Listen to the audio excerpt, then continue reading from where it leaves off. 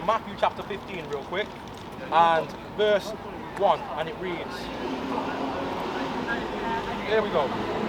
Then came to Jesus scribes and Pharisees which were of Jerusalem, saying, Why do thy disciples transgress the tradition of the elders, for they wash not their hands when they eat bread? So what the Pharisees were doing is they were creating their own traditions. In honor of God, they have to eat their whole Talmud, which is meant to be in honor of God. But here's what Christ says.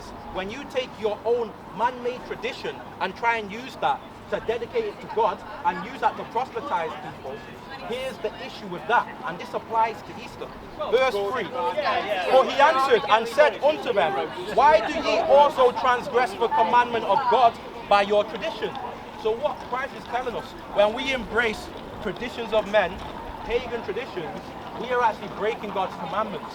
So when we embrace Easter, we know Easter has its origin in devil worship, in the worship of Ishtar of Babylon.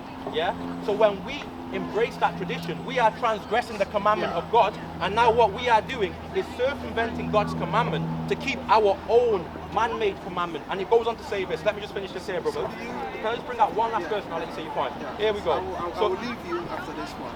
Okay. Then we will have a kind of discussion. I hear that thing. Is that okay?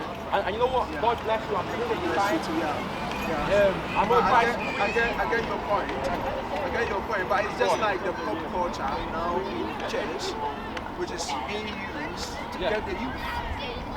Because if you look at the quadrilaterals of John Wesley, you've heard about John Wesley. No, not about John Wesley. Who's John Wesley? Methodism, the founder of Methodism. Okay. Yeah. British. Okay. So he talks about logic, tradition. You know, logic in itself is not bad. God has given us logic for a reason. Right? Yeah, because zeal without knowledge, the Bible says as well. Yeah, zeal without knowledge. Yeah. You establish your own right. So you establish your own righteousness. So it's like pray, watch and pray. You know, the fact that we are men of faith does not mean, okay, let me close my eyes and then just cross the road. As you are not applying logic. So everything God has created is good. That is the yeah. So what I'm saying is, now when you look at the contemporary worship, now church, the youth, they are leaving church. Because church is like, you look at the hymns and look at the way churches run, it's quite boring. It's more like like funeral services. That's what normally when you, according to Let me just reply to that real quick. Brother, I'm a young man, and I'll tell you one thing. I found church boring growing up. I would rarely go.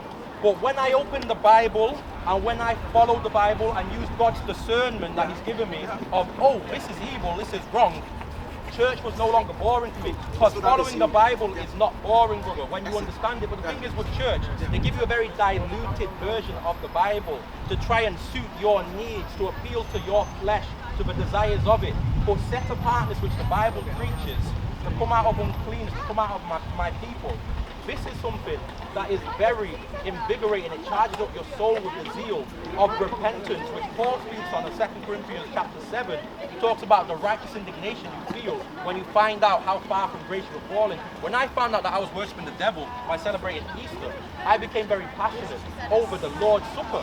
When I found out that I was celebrating, Saturnalia, a Roman tradition, I became very passionate about serving the Most High in a mind not conformed to the world. So the reason why the church is boring, the reason why people are leaving the church today is because the church has forsaken the way of God. That's one of it, That's one of it. So how do we get it? How do we get the youth? Right? How do we get the youth? So the reason why this question came is about, like so you're saying to get the youth, we must embrace the paganism? No. That's different. That's right. So what I'm saying is, like, looking at the gospel, the worship culture in the church right now. There are rap, gospel rap, music, gospel pop, and all that. Yeah. All right, okay. Not like Pastor Paul.